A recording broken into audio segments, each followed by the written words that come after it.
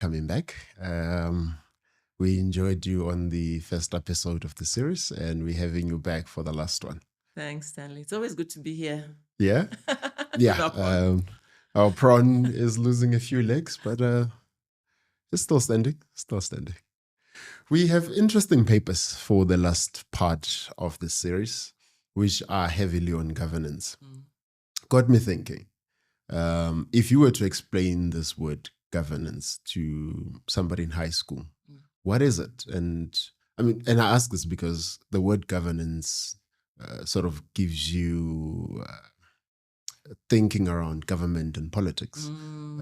So how should we be thinking about governance? What's the right understanding of governance?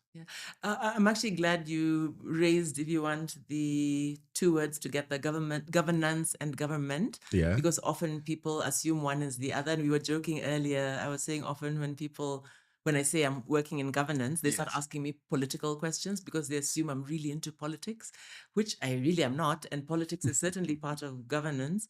But we actually used to say governance is not just government. Okay. And that's quite important because for us, generally what governance refers to is a whole system about how decisions are made. And governance very much has to do with that sort of a system. But decisions are not just made by a government. Obviously, we tend to look at a government, maybe a political authority, as having a particular power over people. And we believe by voting in a government and having an administration that we cede a lot of the national decision-making to that system. But obviously, there are decisions that get made from the level of the household to industry. So we can talk about corporate governance. We can talk about household governance, however various of us are having it. We can talk about civic leadership and civic governance. And so we would often see a governance system as not just being about what a government does. That is part of governance, but governance is about these broader systems of how decisions are made and how we agree to operate in a particular kind of space. So that's probably the broadest definition. Okay. So if we're going to talk about tech governance, for example, obviously it's not only by the regulator because there are all sorts of other actors who are making decisions about tech. So is it philosophy? Well, there's a philosophy to governance. So I think philosophy would underpin governance. Philosophy would tell us how decisions are made or maybe why decisions are made in particular ways. But I think philosophy would maybe be too broad because philosophy is a whole kind of ways of understanding or perceiving things or explaining things. I think governance is much more related to the act of decision making. But it's underpinned by philosophy. It's of course, yes. So there would be philosophy underpinning governance, yes. Do you go through a process of picking philosophies, or how does that work? I'm not sure that we all do purposely. I'm not sure we are all always conscious about how we pick our philosophies or our ideologies, for that matter. But generally, there are, and so you'll talk about what's our corporate philosophy or what is our national. How do we do things? How do we think about things? And so you'll have countries that have a leaning towards being more, more democratic, more inclusive, more participatory. I guess there's a particular philosophy underpinning that. Maybe just being more socially oriented. Ones that believe more in, liberty and freedom. Personal freedoms more than others. So I think philosophies and ideologies will sometimes be explicit, but very often are quite implicit. I don't know if everybody thinks about what's my philosophy when I'm raising my kids in a particular way, or when I show up in my community in a particular way. I might not always talk about, what's my philosophy on knowledge? What's my philosophy on being? But obviously those underpin. So if I'm somebody who's quite relational and quite conscious about environment and about the space around me, then I'll act in particular ways. I may not consciously be asking myself what philosophies I'm applying to act in those ways. That is a bit scary, though. So we could carry a government that has governance with philosophies that we're not generally spoken of or thought of. They've just carried because of culture, because of history, and they just go through time, and we end up having legislation, regulation, off. Yeah, and you've mentioned two big ones. I mean, culture and history. So with history, we often talk about path dependence, that there are things that have happened in the past that have set a certain course. And often there's inertia. You just continue doing things the way things have been done around here. Very often, when I went into government, for example, it became very clear to me that there are many people who just do things because that's the way we've been doing things, and that's the way we do things in this department, which becomes culture and behavior. But in fact, the historical reasons, whether it is precedents in the way budgets were set, or a history of how this department was seen, or how this sector has tended to act, or what the power of this sector is relative to others. And those things have a lot to do with how decisions are made, but it's not always something people are very conscious of. I don't think people show up to work every day asking, why are we doing this thing this way? And that's, I guess, what culture is. You just kind of roll with it. You just do things. Because maybe that's how you found things being done there. Wow, nice. I found my topic for my PhD. To interrogate the philosophy of government. Yes. Yeah, good luck with that. Well, actually, it might be a very short thesis. Oh, yeah. Often from the outside, by the way, those things are clearer sometimes to people than those on the inside. Yeah. Because you can observe. So, I mean, if you're in my academic space, for example, you'll see periods where people are saying, oh, this government is very neoliberal and is making these kinds of decisions. I don't think people within would see that of themselves. No. But they have assumed those philosophies. Yeah. Interesting. So we have 3 papers today. Yep. The first paper sort of asks this question: how should the state govern digital identity? The second paper asks, how should the state build digital capability? And the last paper, the third paper, asks, who should participate in digital governance?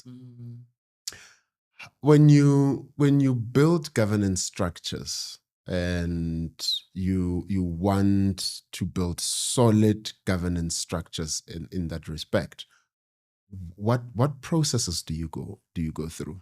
Yeah, that's a broad question. Maybe let me backtrack to these 3 papers, because I'm both excited that we are discussing them, and also slightly nervous about the range of ground they're covering, because I mean, they span from talking about South Africa specifically to talking about the Sahel to talking about India, Kerala.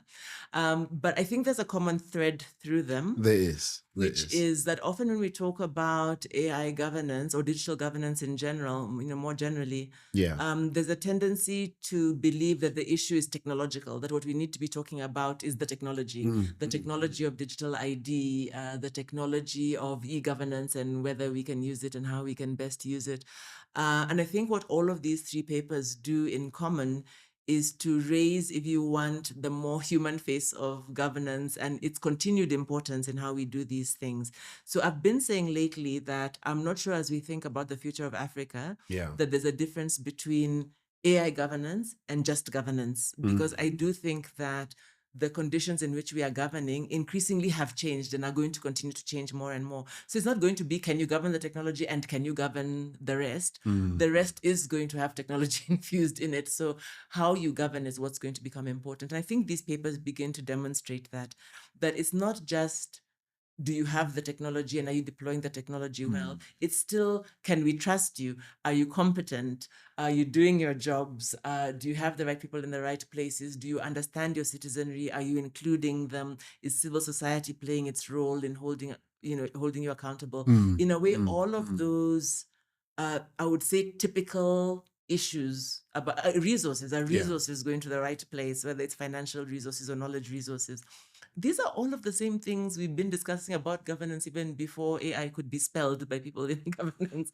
And so I guess in many ways, what I liked about the set of papers even looked at together, which were put together thanks to you, I think, in seeing the connections between these, I think what they really do is to remind us that even with the advent of AI and technology, the same old governance issues still apply. We're not going to bypass those because technology has now fixed something for us. We still need accountability. We still need trust. We still need inclusion. We still need to focus on the same old hygiene factors that I would say we've been struggling with in Yeah. governance. So I think with all of the efficiencies technologies can bring, they don't address the same old problems. In fact, our success with the same old problems puts us in better stead to benefit from the technology. And I think these papers make that point quite well. To this, the digital identity paper, which is largely based in South Africa, do you think digital identity is a technology problem, or could it be a trust issue?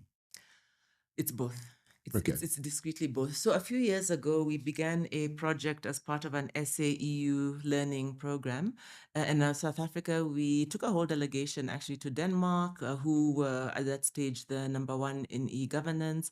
And one of the biggest takeaways from that whole government-to-government learning engagements was that digital ID is the foundation, right? Because once you've got digital ID set, then you can talk about building a whole bunch of services and interconnected services on top of that. And Denmark was at that stage a very good example. They'd in fact gone through one whole generation of digital ID. And at that point, which I think was just maybe 3 years ago, they were busy trying to transition to the next gen kind of digital ID platforms. But they were already experiencing challenges. They were experiencing challenges of inclusion. I was quite surprised by that. So they do have certain populations, either by virtue of remoteness or age, who for some reason were not on the system. They were beginning to experience challenges of opting out. So certain people, not necessarily because of age or rural, it could be actually young urban populations deciding, actually, I don't want to be on your digital ID. And we have seen that in other places more virulently, like in the UK, people actually actively saying, we don't want digital ID. So there's that, and I'll come back to that point.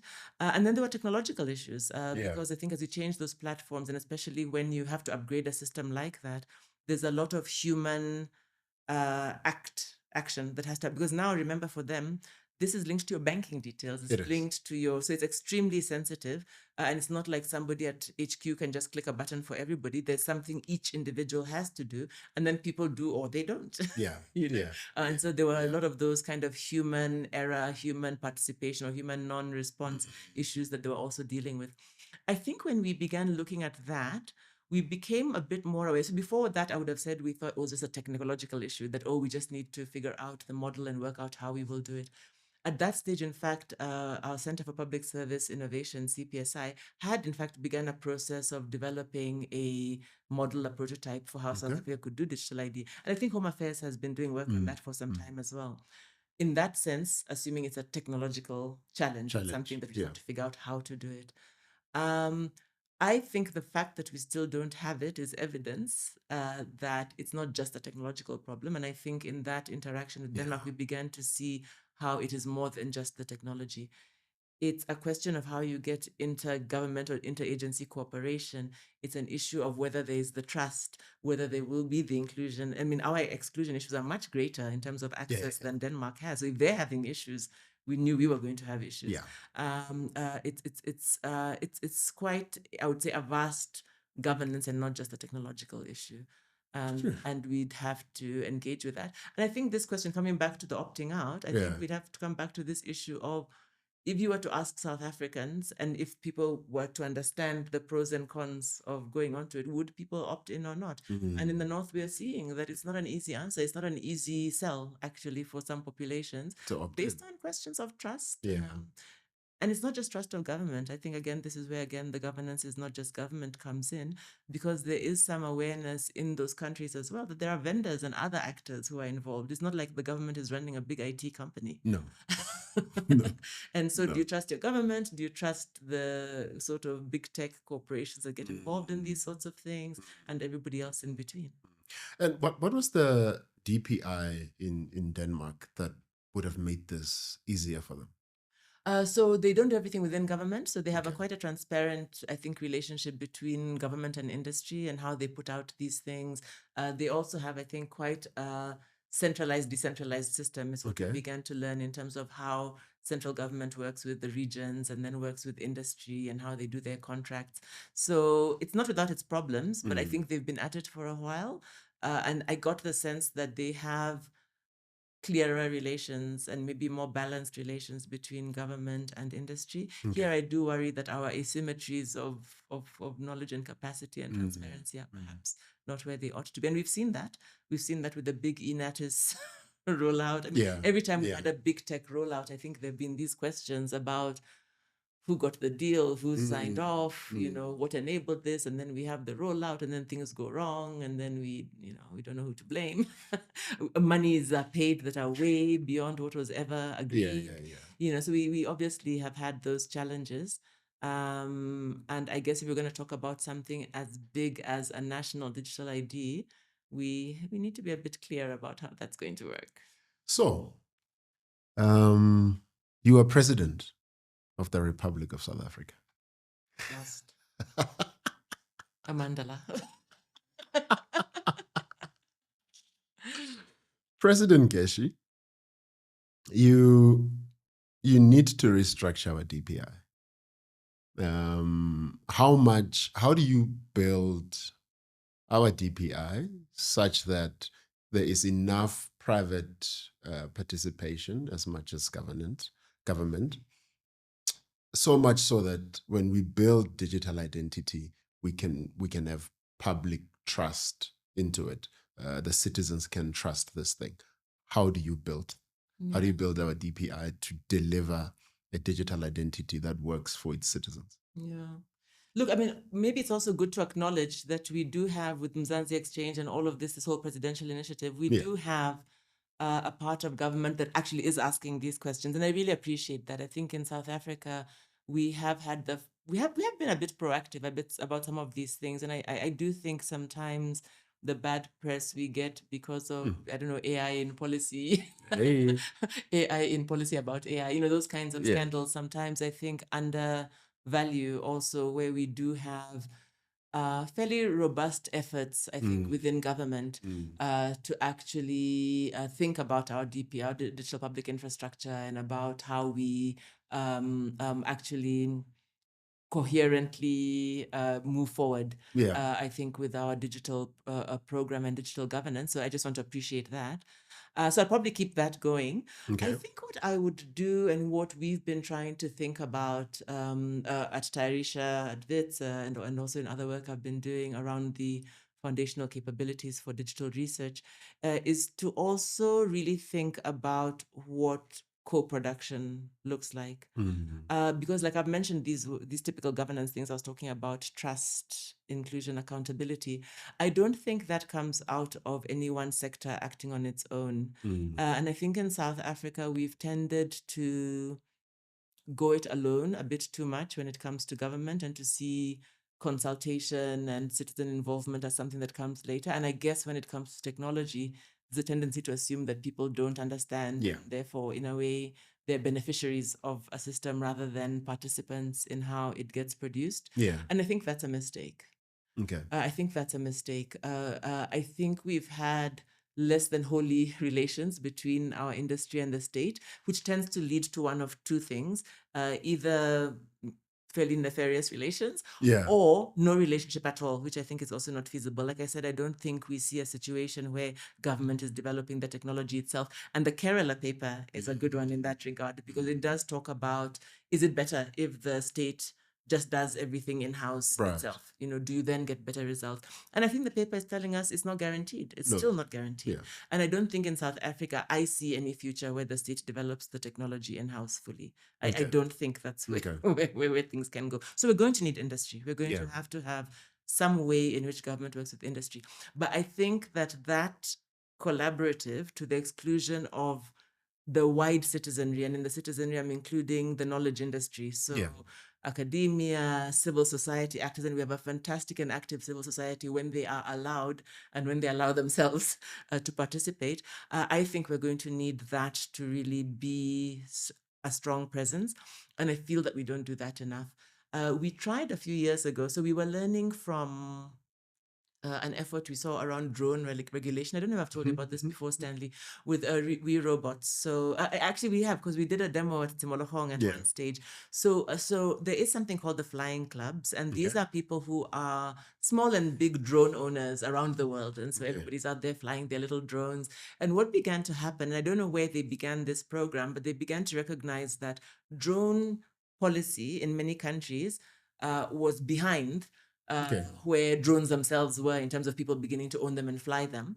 And often the regulation, therefore, was left to the aviation industry. So to some extent, a bit over the top for maybe somebody who's just flying something. And so in some countries, it was just cut off, who are not being allowed to fly drones. And it was just too heavy-handed. In other places, too open. Now you've got drones flying into people's backyards and into, sensitive environments. Exactly. So what they began with the We Flying Clubs, and there's an organization called We Robot, actually based out of Switzerland. What they began piloting, and they've now done in, I think, over 30 countries, including several in Africa, I don't know how many now, is they began to have co-design interactions between associations of drone owners and the regulators, the various regulators at a state level, and they began co-designing policy.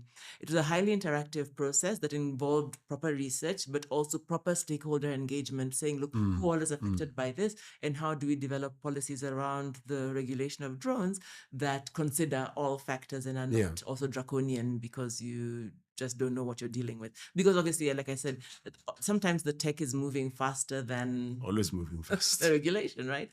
And I think that's a really good model. And we've been trying to encourage South Africa, unsuccessfully so far, I must say, to think about, could we co-design AI policy? Could we actually co-develop ways of thinking about these things that do involve these various actors? Because actually people have positions and views and are affected by these things, and could be part of developing something that's more situated and interesting than just having people sit, whether it's at the union buildings or sitting at whatever business park, wherever, or worse still, sitting in Silicon Valley somewhere, deciding, or in Europe or wherever, deciding how we govern for these things. We haven't succeeded so far in making that pitch, and I will continue trying. Not because people are not interested, and we've spoken to a few different departments, but I think when people are in crisis, sometimes they're not able to see beyond what they think the crisis is. And right now, for some people, they think the crisis is technology. And I go back to my point. It's not just a technology crisis, it's a governance crisis.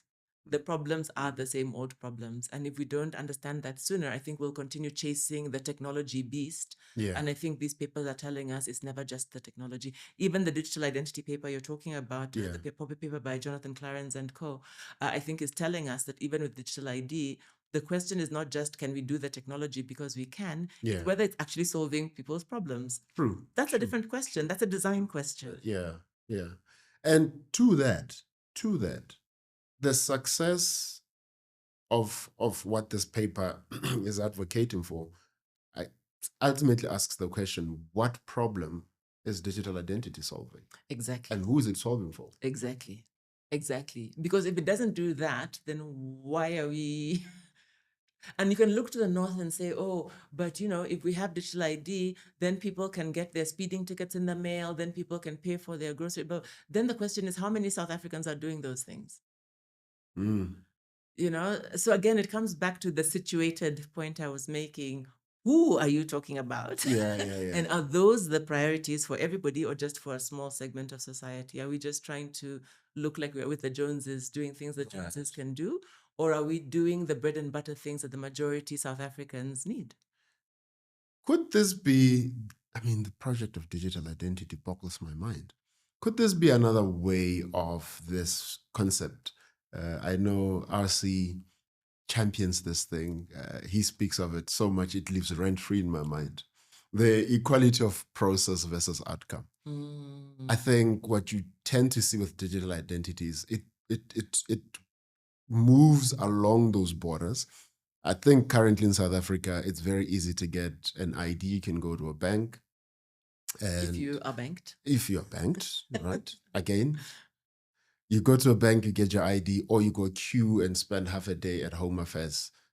Processes are different, outcomes are the same.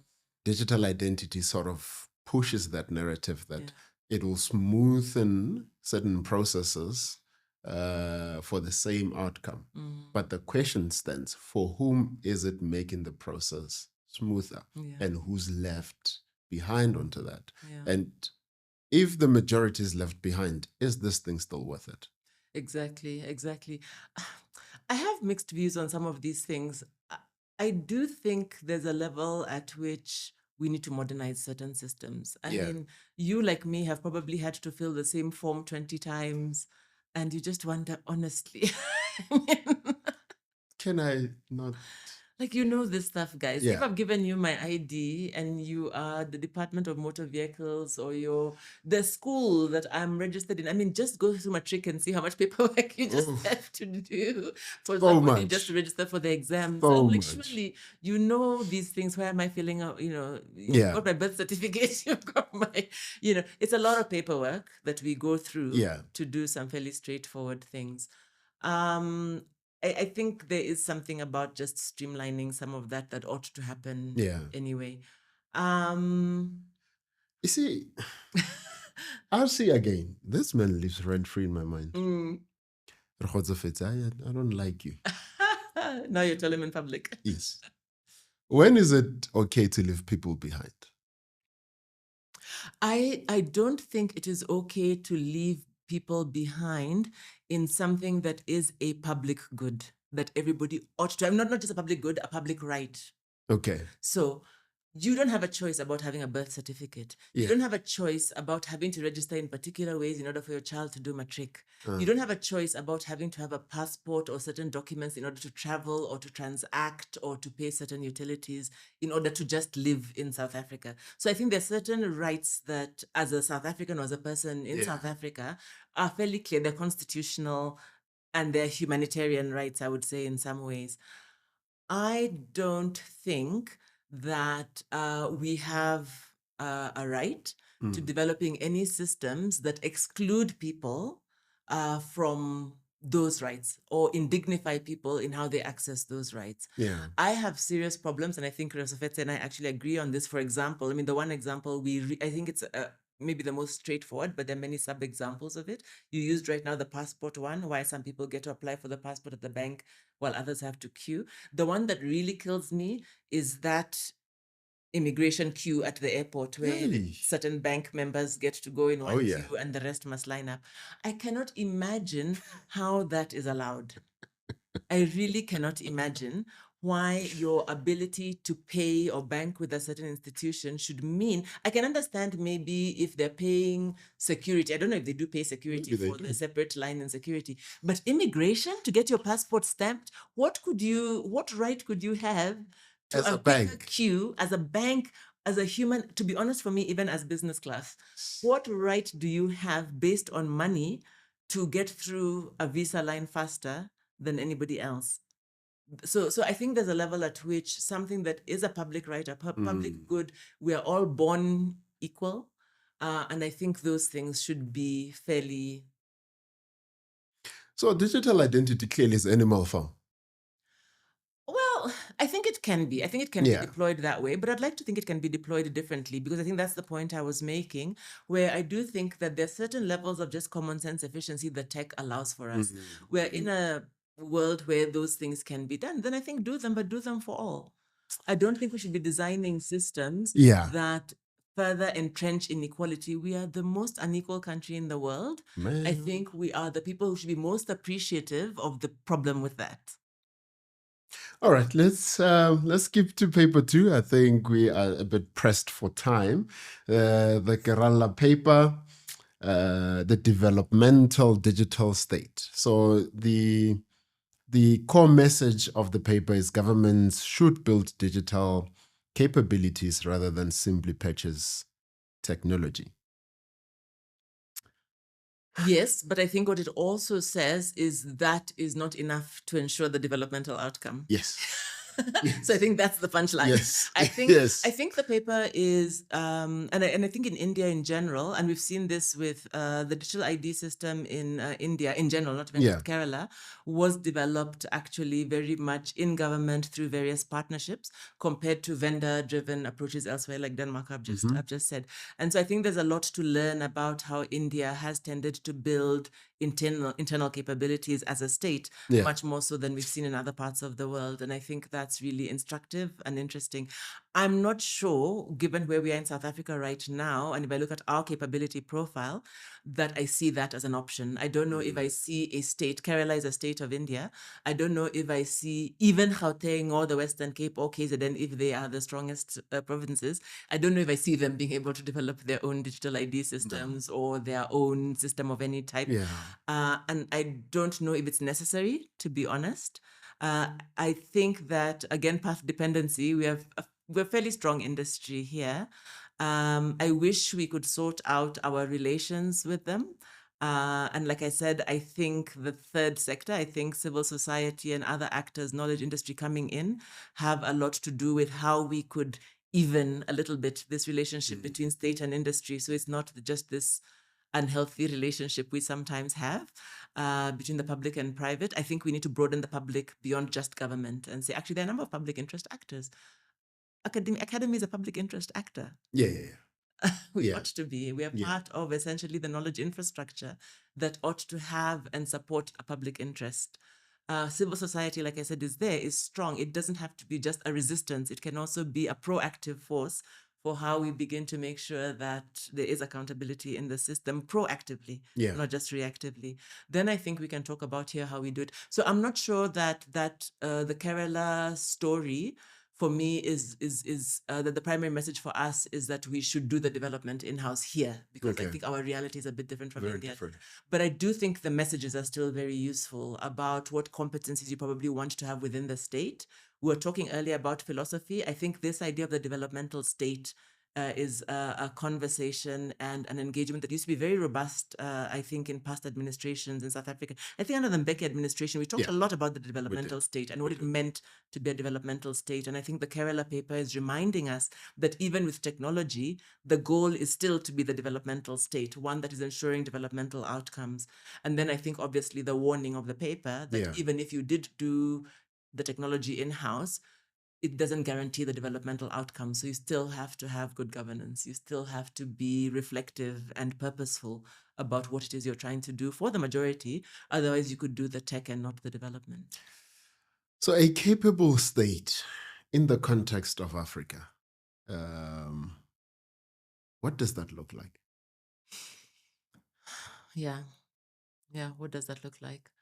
I think a capable state has to have the right competencies in place. Yes. So there's something about at what structures? At all levels. Okay. So Cities Network, South African Cities Network talks a lot about the political administrative interface, right? So we need good politics and we need good administration. So we need a strong technocracy and we need a political dispensation that obviously enables things. We talked about philosophy at the beginning. Maybe we have to also, not all African states are democrats, for example. So that's not necessarily a shared ideology or philosophy of how we lead states. And of course, there have been those debates, would we rather have a benevolent dictator if it ensures that we have efficient delivery and people are getting what they need? I don't know. So I'm not yet the president. So very soon to be. so that's not my call to make. But I think a capable state, first of all, has some strength and clarity around that, having a strong political dispensation, but also having a strong administration. I'll speak more to the administration. I think we need competence at various levels, and then we need of the administration, and then I think we need appreciation of that across those levels, because I think we have seen where we've got sometimes strong technical cadres, strong engineers, strong architects, strong planners, strong, whatever that you need, and then very poor management. Either because of whatever, cadre deployments or just maybe not having experience or whatever.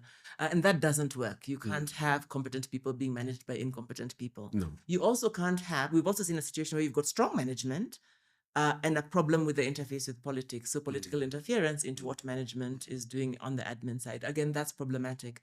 Obviously, politics is always politics, and it matters for governance, and obviously they're there to make sure that the will of the people is exerted upon an administration. But I think we also want to feel that we've got people who are technically strong enough to be able to say, look, this is what we need to do. Yeah. We need to maintain our water infrastructure. We need to deploy certain cybersecurity measures, otherwise we are going to be vulnerable. We need to be doing XYZ in terms of our energy demand forecasts and our energy infrastructure in the country. Those are technical questions as well. So we need technology, we need technical people, we need management, and we need politics, but they've got to work together. So I wouldn't say that we just need competence at certain levels. I think it's different kinds of competence at all of those levels, and then effective interfaces. And I think we've seen breakdowns at both levels in South Africa and in many African countries. Probably need to address that. I'm increasingly unconvinced about people who make it look like, oh, our issue is we don't have skills. I think we have a lot of skills. We have a lot of skills. We have a lot of skills. So what I was trying to get at is, and I think you were leaning more towards management. Do we need to build more capability around the ability to manage or the ability to create? So I'm going to sound like a broken record when I say it's both, but I'll tell you why I think it's both. I think South Africa... Equally? Almost. Okay. I'll tell you why I'm saying that. I think for a long period of time, when I was working a lot with government, for a long time, we had very strong technical people who were very frustrated by how they were being managed. And what began to happen is those technical people began to jump ship. They began to jump ship into private sector. They began to jump ship into academia. Some people, they began to jump ship. They began to jump ship out of the country. And so we lost good technical people who are just frustrated with being in a system that's not allowing them to get onto. I'm not saying we lost everybody, but we lost a good number of people. We can't brush that under the carpet. You have to have strong technical people. If you don't have an engineer who can freaking tell you that your water plant is not working, then you've really got a problem. And you have a serious problem. And I think we've created a deficit in that space. Like I said, not because of a lack of skills, but due to years, I think, of mismanagement of the skills that we had. Even though we always needed more, I think we didn't manage what we had very well. And then obviously we've absolutely got to deal with the management issue. Okay. Third paper. It's Sahel. And the core message here is AI governance should be collaborative and locally grounded. What does that look like? Well, I mean, so you and I know AI is not a local thing necessarily. Yeah, but what talking about local, you and I know civic tech and stuff we've been talking about. There are many actors who are not necessarily big tech or in government who are in the civil society space and are interested in using the technology, sometimes in very sophisticated way. And here again, I'm often blown away sometimes by some of the stuff I see coming out of WITS students. And I'm not even talking about other universities, only because I don't know. I'm sure they all have the same dynamic, that you've got young, energetic people who are gaining skills quite quickly, they're learning, and they are developing apps, they're developing ideas, they're developing little tools, they're energetic, like I said. And I think what that paper began to do is to say, look, you've got this civil society space that is neither being resourced nor enabled to really participate in what's happening in the space of governance. And I think we face the same thing here. I mean, a lot of what I've been involved, as you know, for some years now with the Civic Tech Innovation Network. And part of the point we try to make is government, see that your capability is not just yourselves or industry. You've got a whole bunch of civic actors who are very tech enabled, very tech enthused, who are actually developing solutions. The maker labs, I mean, Hong, where you're based, we've got the maker space where we've got brilliant people constantly, and I'm not even talking about the startup ecosystems yet. So we can talk about that. There's a lot. There's a lot. And so I think if you see civil society, which the Sahel paper is talking about, although I guess they're also including more traditional civil society, which is not just tech enabled. Some of it is not tech enabled. But the point I think they're making in that paper is how can we better resource, how can we better acknowledge that there is this vaster space of actors who could actually contribute to how we think about AI governance and development in our spaces. And I think that's a really important message, even for us, even though the paper is about the Sahel. Maybe it's worth mentioning, and I haven't actually gotten to access them in full yet, that in the Sahel region, we've just had, I think, an omnibus I think, is it 6 countries or 3 countries that have just had AI policy put out in the past week? Sahel. Sahel, yeah. Wow. I think Burkina Faso, I can't remember which countries, but a number of countries, I can't remember the number right now, have just, so maybe it's something you should tag in this podcast episode for people to see. Yeah, But yeah. I mean, so they've just developed AI policy, and I hope that some of the kinds of messages in this paper were reflected in that, which is to say, don't just see this as a government issue, understand that you have to bring civil society along. And if they're not aware, if they're not enabled, if they're not resourced to participate, then you as government will think that you're developing AI for the people, but you're actually leaving the people behind. Who makes that call? And to who should be included in this discussion, in the who should participate in digital governance? I guess most literally, in many of our context, it is the government that decides to include or not include. I think that's what the paper is saying, that if you're not funding, if you're not letting people know what's happening, if you're not inviting them to the table, then you've got governments that can run along supposedly on behalf of the people making those decisions. Yeah. I guess the other way of answering those questions is people obviously bottom up can demand, but that's the part I was calling reactive. I think we have too much of that on the continent where it's left for people to take to the streets, to fight for their rights. I think ideally we want not to leave everything to get to that. Can we have a more proactive acknowledgement by governments that civil society is part of governance? And what are we risking? Should government decide, I can do this by myself? What potential risks are there? I think the backlash, I mean, and we've seen it here. We already have the unions, obviously, speaking about some of these issues. And sometimes I think it's only coming up in relation, like I said, reactive to where risk issues become apparent. So with AI, I suppose because of job displacement, the unions would step up because obviously that's their turf. But there are many other issues that ought to concern them as well. And I think there the proactive engagement could also help. Let's not just be reacting to these things when the problem shows itself. With tech, and many of us who are doing the long-term thinking around tech, there's a lot we can already foresee. And I think a lot we can already preempt through more co-production, co-thinking, co-futuring approaches. Yeah. And I think it is, at this point, I would say, mostly in the hands of the state, because I don't think civil society on its own, other than reacting, can push very much for that. And I don't think, unfortunately, it's in industry's interests to do so. So we can't wait for industry to do it. Yeah. And so that brings it to government. You can have actors in academia like me kicking and screaming, but we don't have the power. Yeah. So if governance is collaborative, something goes wrong, who's accountable? If government is collaborative and something goes wrong, things will go wrong. Yeah. Oh, by the way, so for me, it's never a panacea. It's not to say that, oh, the reason why government and civil society do it together is to avoid things going wrong. Look, we're doing new stuff. There are going to be mistakes made. We're going to learn some things and some things the hard way. Yes. But I think if we are doing things in the right way, we can at least learn and say, okay, guys, you know, and think about it. If government does something and gets it wrong big time, freeway improvement project, you know, then obviously what civil society is saying, who even asked you to do this thing, right?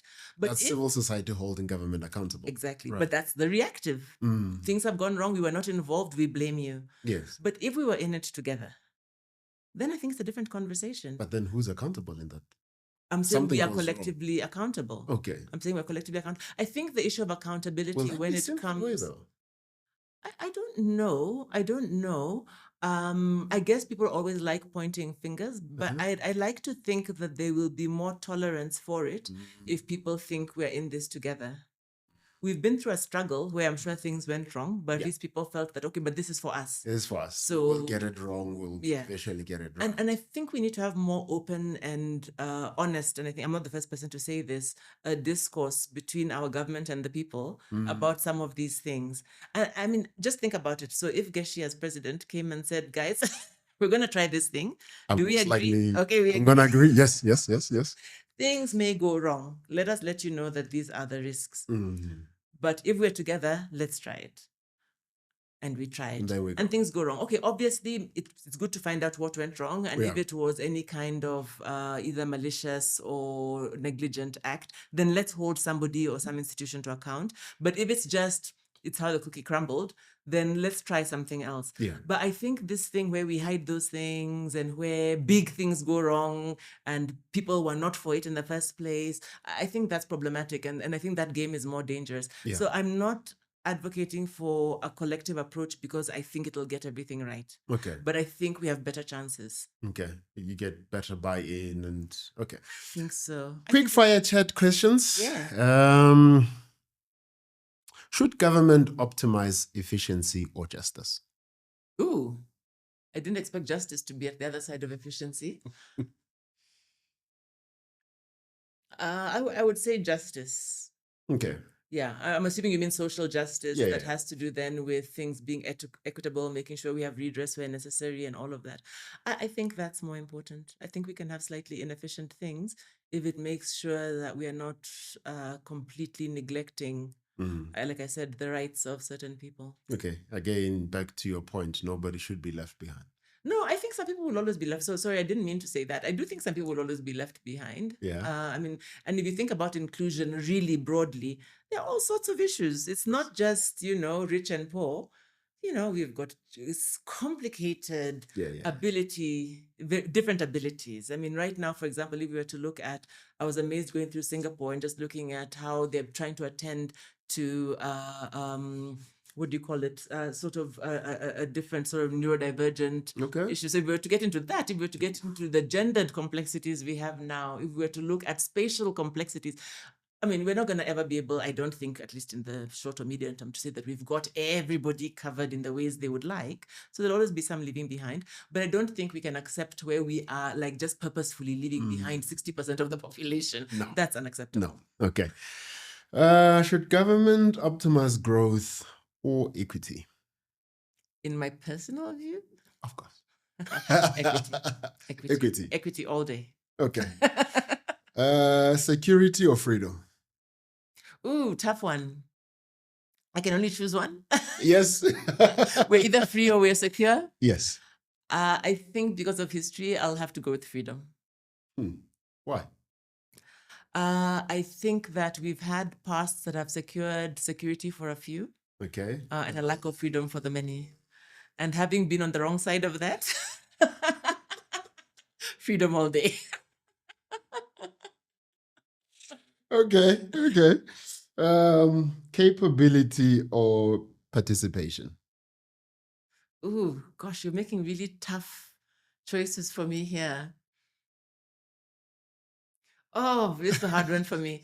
I think my I knew this one is going to be hard. This is a tough one for me. I'm a part-time academic now. Yes. I think my brain will say capability, but my body will say participation. That's simple.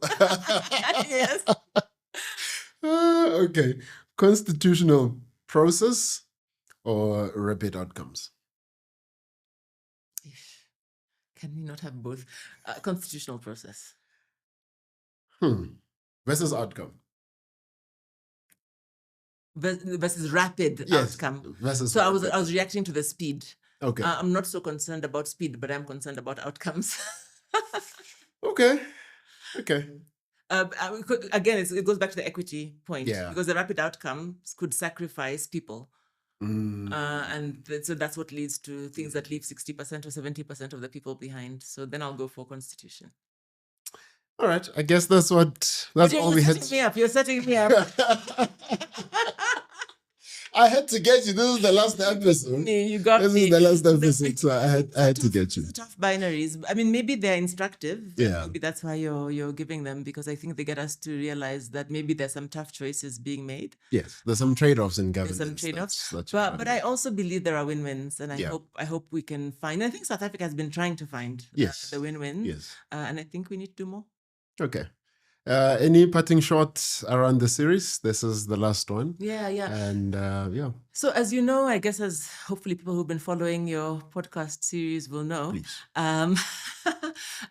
it's an interesting set of papers. The way we approach the working papers is to do a broadcast. We kind of reach out widely to see what African scholars are thinking about, what's concerning them, what they think are the big questions right now about AI politics and digital governance.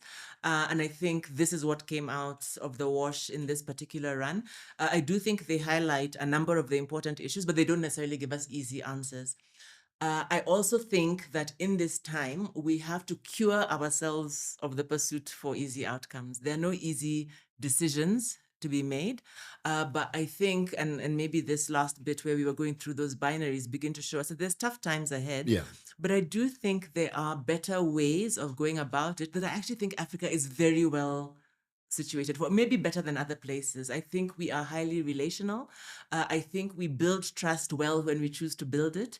I think we are highly competent more than we allow ourselves to be, but I think that we rely sometimes too much on global experience and global processes instead of trusting ourselves a little bit about our ways of doing things and our ability to develop new ways that are contextual, that include us. I think we can do that. And I think the papers begin to give us some indication that there aren't easy answers even elsewhere.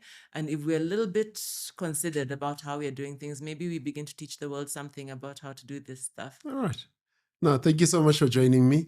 So yes, that has been the Angle podcast, and particularly this series with Tairisha Center at the WITS School of Governance. And for me, from episode 1, asking who's building the technology, episode 2, asking whose values are in it, episode 3, asking who's left behind, episode 4, asking when things go wrong, who's to be held accountable, and eventually to episode 5, where we're like, how are we governing these technologies? Who is getting to participate? And how do you build a state that ultimately can build important things for its people? So it's been a journey for me. I don't think I've read so many research papers in my life.